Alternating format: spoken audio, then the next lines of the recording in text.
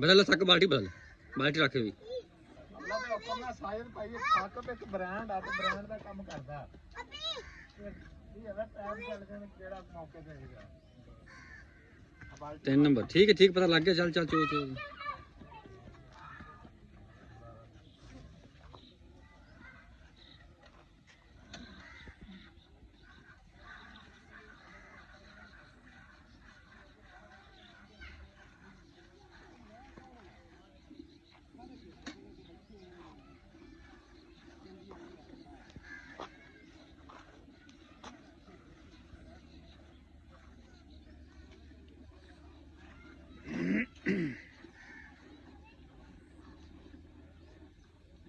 बच्चन छड़ बच्चन छड़ बच्चन छड़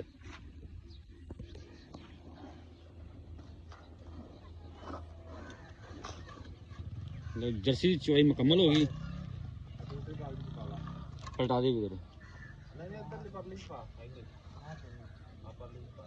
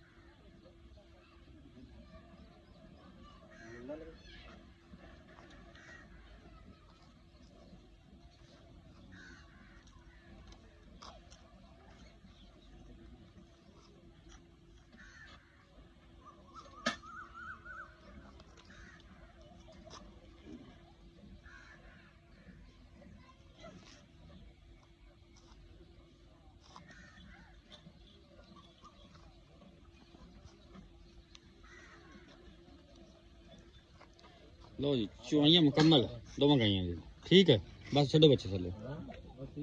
दो बाल्टी ओके हो गया दो बाल्टियां माशाल्लाह आप 10 किलो की बाल्टी वड्डी है लग गया समझ ते आ माशाल्लाह है जी पूरे 7 किलो दी अरे ठीक है 11 किलो है ओके हो गया ओके बस ठीक हो गया चलो चलो चलो